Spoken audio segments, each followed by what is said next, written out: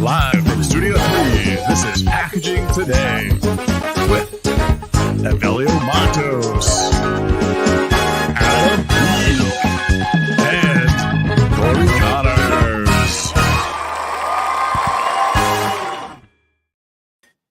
Yo, what's up, everybody? How's it going? It is Monday, July 1st. Happy 1st of July. Evelio, your voice sounds like you were partying all weekend. Hey, what's up, everybody? Hello. No, I was at a No Effects concert last night. Wait, no, that was Cory Connors. That was me. Right. It was Does anybody know that Cory is like a punk rocker? just you guys. Does anybody know that Cory's really into punk rock? I think it's wonderful. I think it's amazing. Yeah. I'm a big 100%. fan. The opening, one of the opening bands was talking about back in the 90s when they would come to Portland to La Luna, which was my favorite concert venue of all time. And he said, if you came to those shows, I hope you brought your kids to this show. And I did. I brought my son. So it was so cool to get to show him what I used to do when I was young. Yeah. It's like our parents taking us to like Frank Sinatra. I don't know. Oh, I went. I saw the Beach Boys. I saw Three Dog Night. My parents took me to all the concerts. There was an actual concert in Denver. Chris, maybe Hey, Hugh. Hi, Hugh. I remember in Denver they had a concert called Sheena E. He loves Sheena E. Sheena is a punk rocker. Oh, I don't know that phrase. Yeah. But I used to go to the show called Cool Concert, and it was a whole bunch of just like oldies bands from 105.1. Oh, that's cool.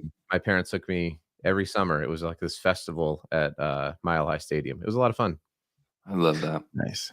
We got an oldies tour coming to Phoenix.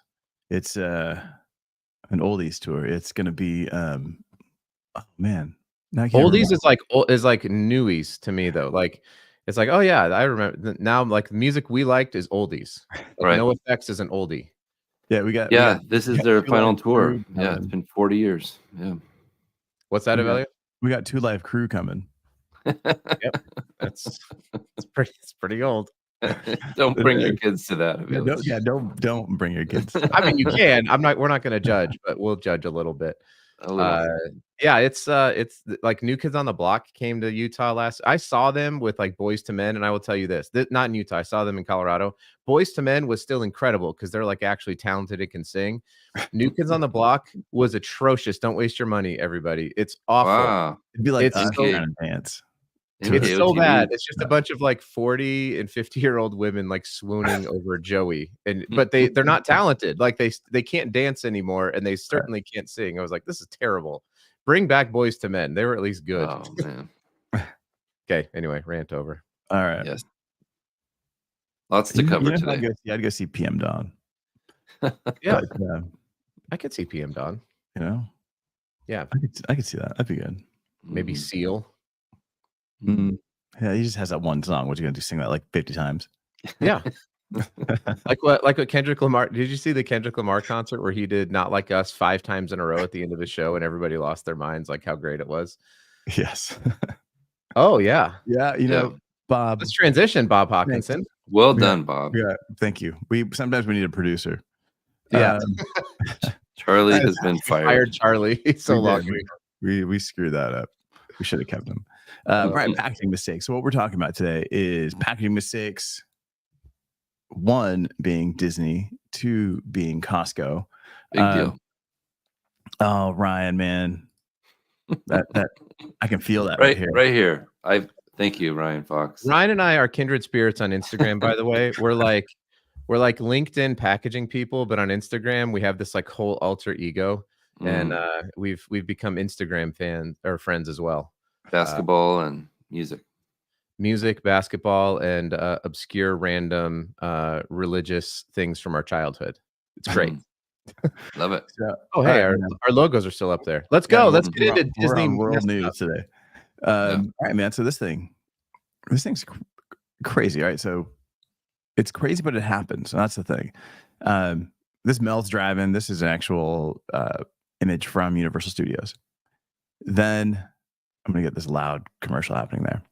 So this is the box that they just released. It's clothing for a doll. It's all obviously Disney, Pixar.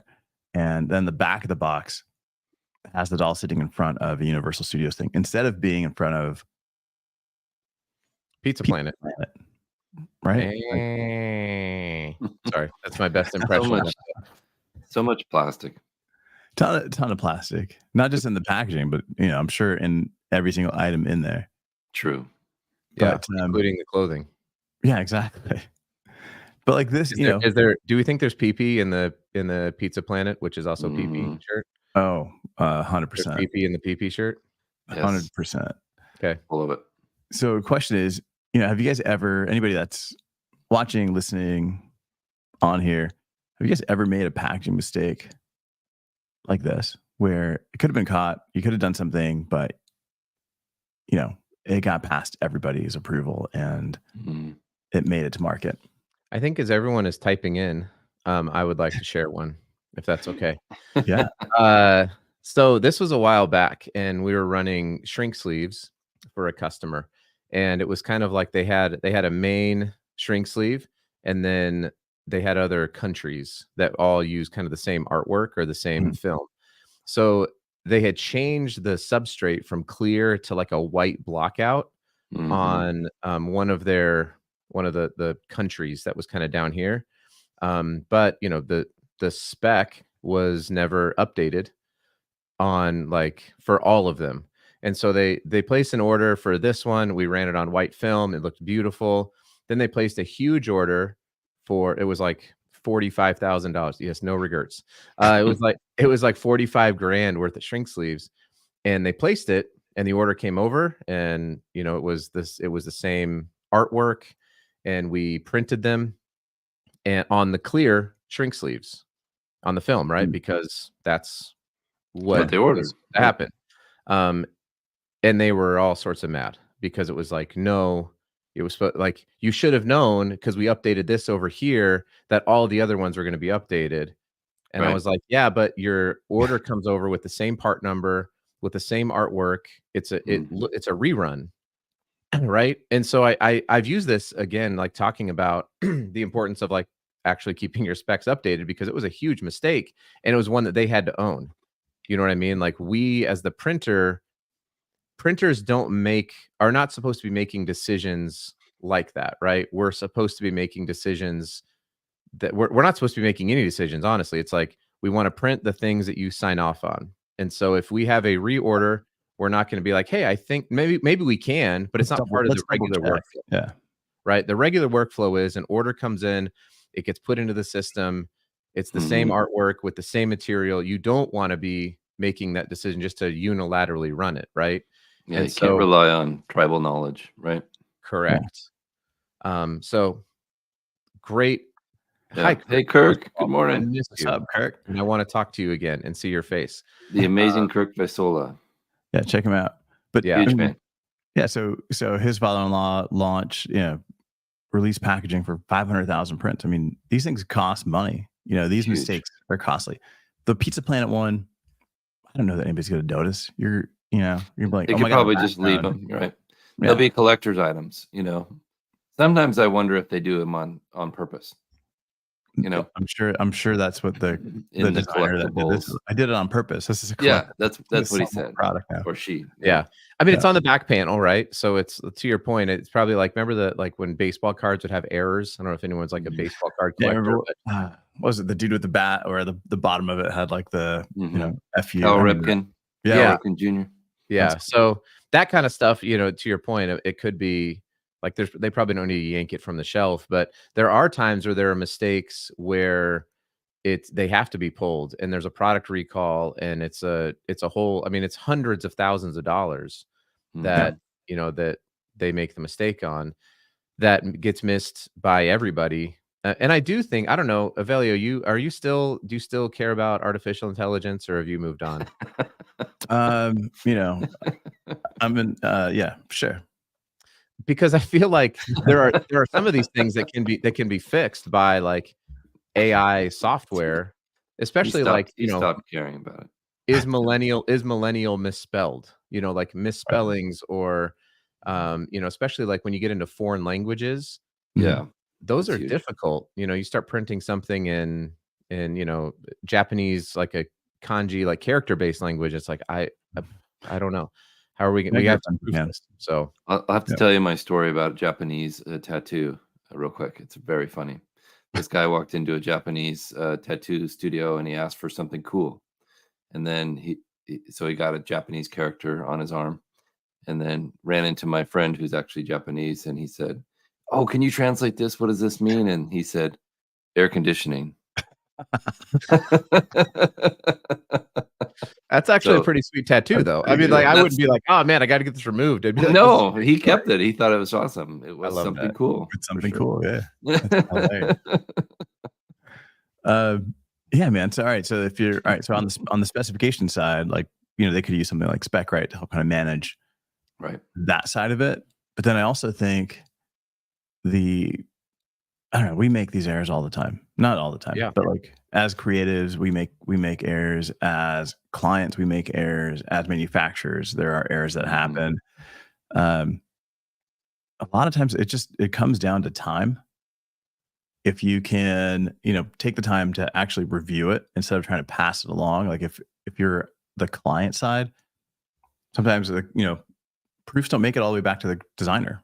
Sometimes the proof Right. just goes to, like, the project manager, and they're True. they're not looking for all the details. Or it goes back to a copywriter to review the text, but not necessarily the art. You know, I've seen a lot of brands, at the bigger scale where they have an actual checklist. These are the 5 people that have to approve it. These are the 10 departments, Yeah. 5 departments have to look at it and approve it. It's slow. It drags Mhm. things down, and that's the problem, Right. which is why sometimes they avoid it and they just kind of go through. So my Skip question it. to you, Adam, is like, all right, so they ordered the wrong thing. You printed exactly what they ordered. Yep. Did you guys give them any kind of a discount on the rerun or anything like that? Like, No, because, at the end of the whole ordeal, it was Mhm. like there's nothing that there was nothing that we did wrong. So anytime there's an error, I'm a huge believer in, like, okay, like, let's get into, like, where did the error occur? So there have been times, for example, where artwork gets uploaded to the printer, and then maybe the printers make, like, we have to make changes, whether it's trapping or like die line, like we get into the file. Occasionally you'll get like a fully locked file from a big art Mhm. house, Yeah. but we'll get a file and something will get changed, or something will happen that's incorrect on that file, and it will go back to the client. And it's great when you have these big departments of people, but sometimes it's the owner of the company who is going through and approving it. Yeah. This wasn't the case, but I'm just saying, like, so in that situation, if it gets printed and I find that, like, the error occurred when we sent the proof back, and yes, they approved it, but I'm like, it's kind Mhm. of on us. Right. Like, there's a bit of responsibility. There's a lot of responsibility that's on the printer in that situation. In this Yeah. case, there was nothing. There was zero. Like, the part number wasn't updated. Nothing was changed for Yeah. us to notice, and the order didn't go through me. It went to a customer service person Who who just was just ran going it. through their day. They're processing hundreds of orders, right? And it's Yeah. like, And yeah, how sorry. how could SpecRite fix that? Let's talk about that. We Well, I mean, I mentioned don't it. I don't wanna necessarily, like, I mean, but the simple answer is this, right? Like, if you have a parent-child relationship in your product specs and you wanna Right. change the material from, let's say you wanna lightweight your plastic, and this was in this case, but let's say you wanted to lightweight your plastic, and you have a whole bunch of SKUs that use the same style, Mhm. then and you wanna make sure that they're all updated, instead of having to go through and update each one, which is what a lot of companies, I think, have to do, and Very remember true. to do it. You can just update the one parent spec with the new material, and it will instantly go through and update everything else. So, Yeah. um, I think that's one way of that. I know for sure it would have helped with this particular situation. Yeah. It's actually the first time I found SpecRite, because I was trying to help them, because all Mhm. their specs were actually manually updated, and I was like, "You guys need to find somebody Yeah. To to help Yeah. manage you out that. with this." So This'll that was fix it. that was literally like the story that was the genesis of me just, like, searching out for companies that could help them. I didn't So know that. then That's awesome. Yeah. Yeah, that's crazy. So then, all right. So the next mistake. I don't know if it's a mistake or not, but just real quick, Chris, 100% never give clients editable files because that's a great way to get bit in the butt. But there are plenty of situations as from a printer, from a printing perspective, where we have to edit the files, or else your print is going to look like crap. Because not every designer understands, for example, how the file needs to be laid out for extended gamut printing with, or if there's a reverse out 4-color process and it's going to look like garbage. Like you're going to have, like you have to trap the text or whatever. Not every single designer. I know that Evelio and Chris you don't give that file back to the customer that they can edit like the text or anything like that, because that's where you can run into issues. Yeah. Yeah. Agreed. So then, all right, man. So next issue. And I know this is lightweighting plastics. Speaking of $5 chicken. I set us up though with the lightweighting plastics. I'm sorry. You're right. I should have left it. What a transition, man. Thank you. Thank you. Oh, thanks, transition. Chris. Yeah. Thanks, Chris, for giving us the editable files. I appreciate you. Yes. So big story. Look, they got this from Shutterstock. Right. So Costco changed their chicken packaging, right? Their $5, $4.99 chicken. The topic we won't touch on is how they just made their hot dogs $4. But this chicken went from their old packaging to this bag, which was a rigid I think it was a thermoformed like PET base. Yeah. Black on the bottom, white, clear on the top. Paper wrap with a handle on it. Three pieces became one piece of packaging. Yeah, 3-piece chicken. So then people are pissed. People are angry. They're ranting and raving all over the socials how they're never buying this chicken again, how they put this in their car because you don't get a bag at Costco. You get a box, or you just walk out with the chicken and it's dripping juice everywhere, or it's like, it doesn't feel like a $4 chicken. Now it feels like a $3 chicken. So is this a packaging mistake? Is this a miss? Is this communication that's not happening? What's going on here? You can see here in the article, Costco's loyal customers are unhappy. They're burning down the Costco's. What do you think about this? Is this real, or is this like just fake news? Cory, I'll let you start because I have very serious opinions about Costco. This is a sustainability issue, and I think maybe the issue here that Costco didn't do well was explain to the consumer why they did this, and work with the consumer to make a design that is similar to the old way. So they could have made this a different style bag to make it feel more similar to the old packaging. They could have done more test groups to test it and see, hey, would you be okay with this? But the truth here is that it's a massive reduction in plastic. I think they sold 137 million chickens last year, something like that. That's the last stat I saw. It's a massive amount of packaging. Imagine how many truckloads of thermoform trays that is, and how many millions of, I don't know, how many pounds of packaging they're reducing. It's like 14 million pounds of plastic reduction or something. Wow, that is incredible. Insane. Difference. So I think consumers, I don't know. I don't understand why they don't like it, to be honest with you. It doesn't make sense to me. Of course, the trays are easier to stack. Maybe that's the only thing I can think. But I don't know. Jonathan Quinn heard plastic. He was like, "Are we talking about plastic?" Jay Quinn came in. Yeah. Did someone say plastic film? The spidey sense kicked in. Yeah, that's right.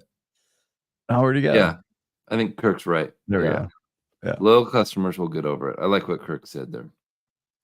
Yeah, I don't know. If I go to Kroger, this is what they sell it in. I think all like local grocery stores have kind of gotten rid of the big plastic bulky thing. I'm sure it's I'm sure it's cheaper too. Yep. Yeah, massive reduction in costs for Costco, but Yeah. this is already a lost leader for them. They Yeah. lose money on this item, Dude, if they really allegedly. want to be sustainable, maybe they don't sell 500,000 chickens a day. That doesn't sound like the most sustainable thing on Yeah. earth.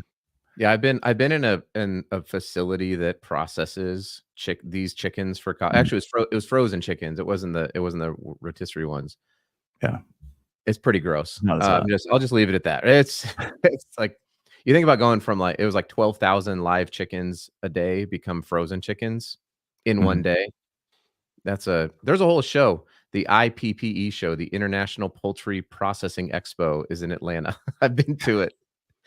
Oh man. I was listening to some guy on the phone walk by me. He goes, "Yeah, I'm at the chicken plucking show." I was like, "This is exactly where I am." Well, hang This on, is a great point by Ryan. I was going to actually get to this point.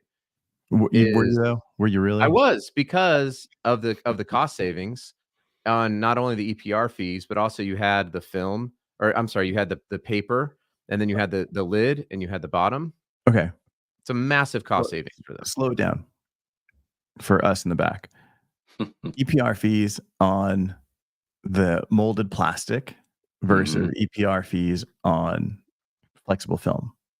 What's the difference? Plastic's It's plastic. a weight reduction. So you're paying based on the tonnage that you're using. And that's how this is going to work moving forward. So any lightweighting effort will be a massive cost savings and potential fee avoidance for the producers and extended producer responsibility. So this is a huge, huge deal for Costco. They've got to make this thing work. They can't go back now. No, Although there's I've no seen going that, I've heard that they are potentially going back to the old style. I don't know. Oh, I can't imagine. I think it's a terrible idea. I would just also like to give Kirk Vaisola a ton of credit for using a bunch of words, but still keeping it family friendly. Thank you, Kirk. Well done, Kirk. I know you exercised a lot of restraint there. All So right, we got to start wrapping up here. well, but let me just say one Yeah, last thing about this, because I think it's much ado about nothing with consumers. I think that probably one person had some chicken juice get in their car and they complained about it. I legitimately think this will have zero impact on the amount of chickens that they sell. I think it's just going to keep going up because you have inflation on food already, and if you can go get a $5 chicken, you're just going to go buy the $5 chicken. That's Well said. and the only way to help them keep their costs there is to reduce their costs on their packaging. They have to do this. They have no other options, or they could just raise their prices like they did in their hot dogs and charge you $8 for a chicken, and then people are going to be way more pissed about that. Yeah, than they are about people were super angry when they just raised their Costco hot dog price to $4. Yep. Did they really? Is that really a thing? No. Are you kidding? No, they didn't do that. No, not at all. Next, you're going to tell me Arizona iced tea is not 99 cents. This is ridiculous. Oh man, the end of the world is. Dude, well, it's not. It's not. It Okay, says 99 cents on the cans, but people are selling that stuff for like $3 at the gas station. Let's talk about Google. All right, Google. Last thing, these guys did something awesome. They just released their plastic-free packaging design guide. Go to Google, look up plastic-free packaging design guide. I'll throw this link in there.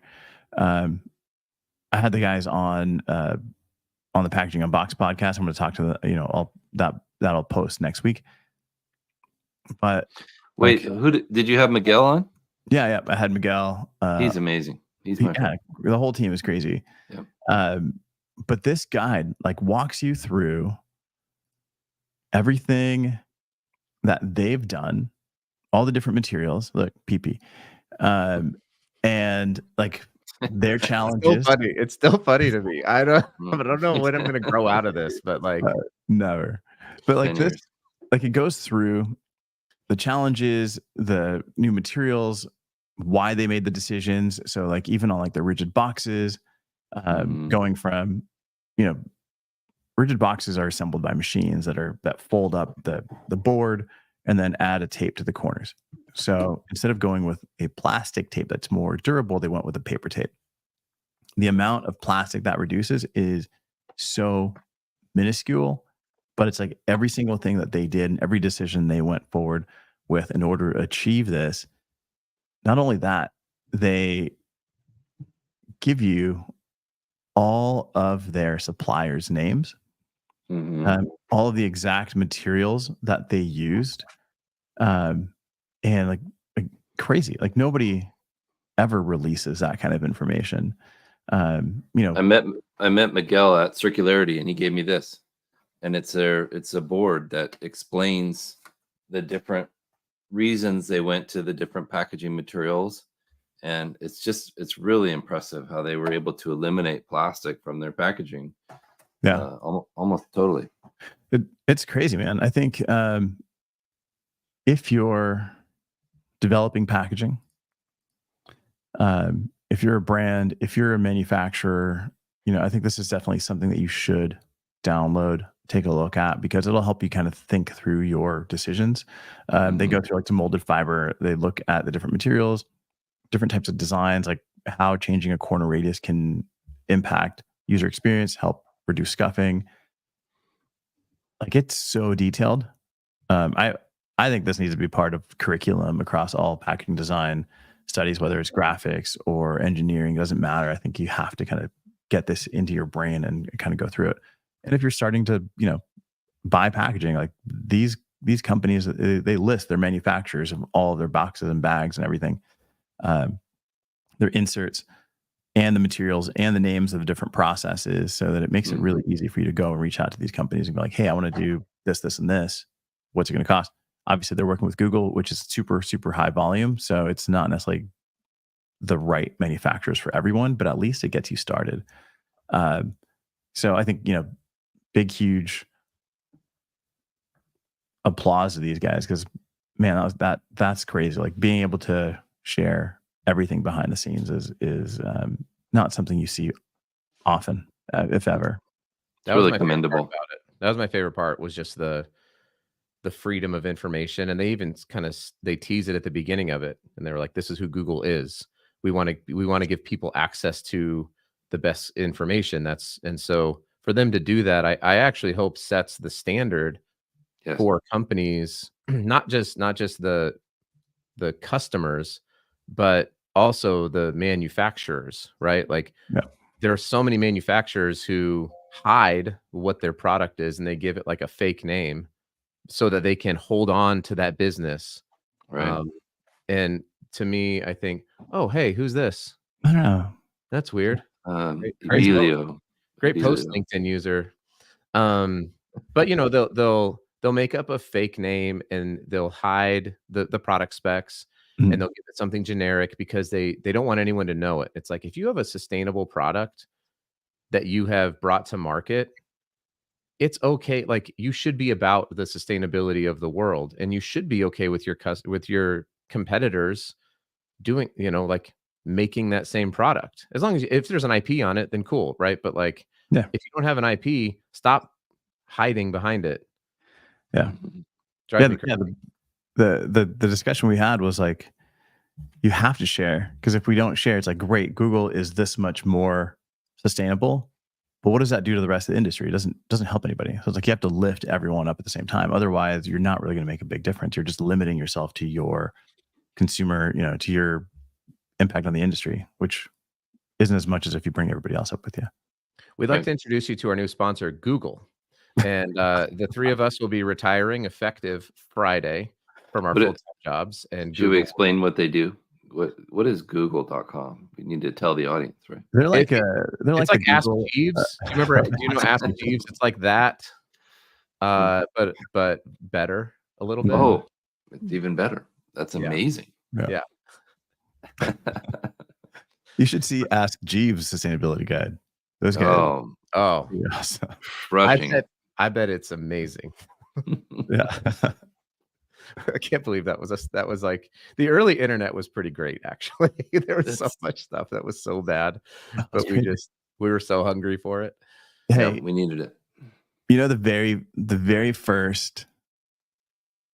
very first user generated video platform before YouTube, like 4 years before YouTube, I launched this thing called See Me Skateboard, and it was, I was I used to skate back then, and my buddy and I launched a website called See Me Skateboard, and we would go shoot video at the skate parks, like through Huntington, Laguna, and everything, and like do street skating, and we started slapping stickers up all over the place. People would mail us videos like VHS or like Super 8s or of them skating, and my buddy Josh's cousin had a tape to digital equipment, and it would take like 48 hours to transfer from tape to actual like a digital video.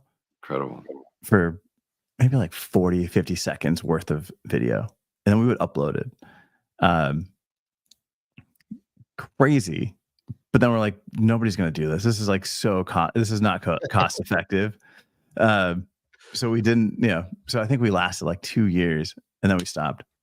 But in case you're wondering, is it still up? You can show. I shared my screen. Boomer Evelio.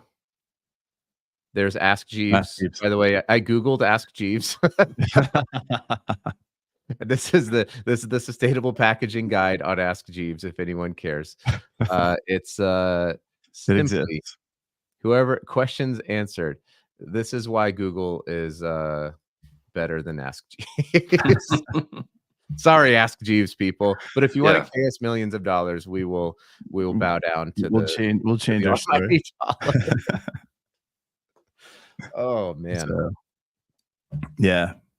All right, man. That's a great share. Thanks for. And for those of you who don't know, let's give a little bit of credit to the Mixmaster Mike Matos, Mixmaster Matos.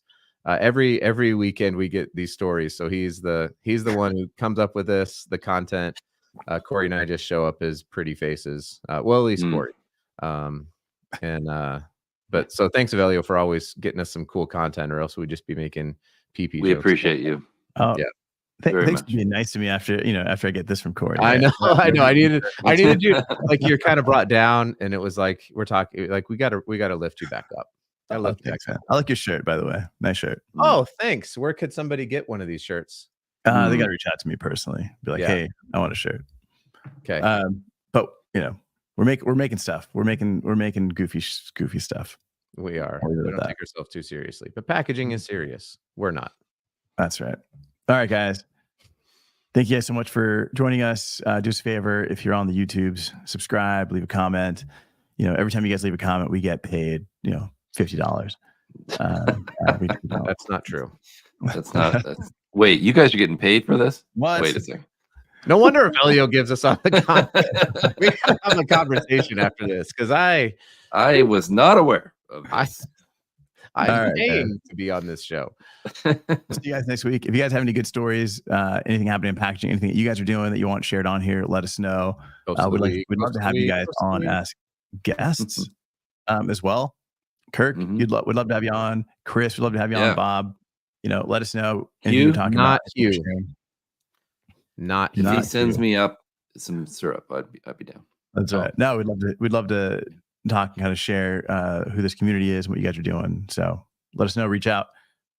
We'll see you next week. Peace. Live from Studio 3, this is Packaging Today with Evelio Matos.